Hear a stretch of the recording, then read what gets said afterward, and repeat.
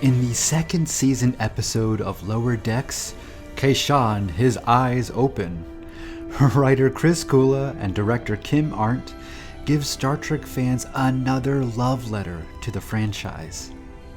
Just as Crisis Point celebrated the film franchise, Kayshon, His Eyes Open celebrates the television franchise. It does this in two ways. One, in all of the deep-cut references on the Collector ship. And boy, don't they feature some of the best little references.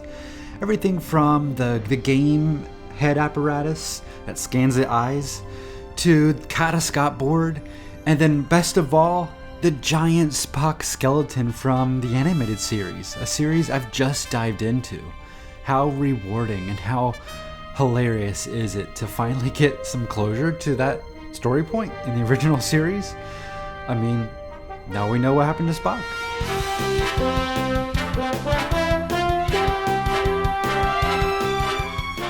Anyway, I could go on, but the second way that this celebrates a television franchise is in Boimler's speech about why he joined Starfleet. This is what we signed up for, men. To boldly go. I didn't join Starfleet to get in phaser fights. I signed up to explore, to be out in space making new discoveries and peaceful diplomatic solutions. That's boldly going. I love that when Riker was on the Enterprise, he was out there jamming on the trombone and catching love disease. That stuff may not seem as cool as what you guys do, but it's Starfleet all the way. The references in the Collector ship are incredible and, worthy of their own video. But really, I'm just going to focus on Boimler's arc here. The Boimler character is really the stand-in for many of us, although turned up a few notches. It's those of us that grew up with Star Trek The Next Generation, or at least in that era of Star Trek. His nostalgic love for the Enterprise D, its string quartet concerts, its plays, and the tromboning of Riker, this is simply delightful. Life aboard the Enterprise D was always presented as a place of comfort, of self-indulgence in the best kind of way, in the arts. And in a time of constant turmoil and change in the real world, the way Lower Decks reconnects us with and celebrates life on the Enterprise D really hits the spot. Boimler's speech also reminds his Titan crew members why Starfleet truly exists, as a vehicle for wide-eyed, innocent exploration, the kind that Archer and crew boldly went out in space to pursue.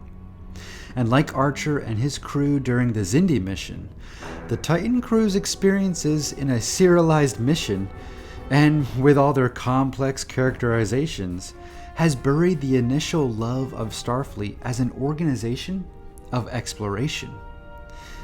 And I just love the Titan crew's reasons for getting into Starfleet. They're so funny, yet really believable. I got into Starfleet to study Moss. I joined up because I love beaming. Thanks, Boimler. If we're going out, at least it's remembering that Starfleet isn't just about kicking enemy out. And I have to believe that this reference to getting into Starfleet for Moss is kind of a small connection to Stamets and his mushrooms. Anyway, can I just say how much I love that Boimler now has a shared experience with Riker, the transporter clone. Brilliant. And as Rutherford said, such a Boimler thing to happen. Later in the episode, when Riker escorts the now Ensign Boimler out of Riker's ready room, and it comes complete with a Thaddeus Riker Civil War hat. Amazing. It's just lovely to hear Riker reminisce just for a moment about the good times on the Enterprise and the mission of being a pure explorer. It turns out in the end, it's not the big missions and the big starships that Boimler truly wants. No, he wants to indulge in the smaller missions, the ones of lower priority, the ones for the lower decks.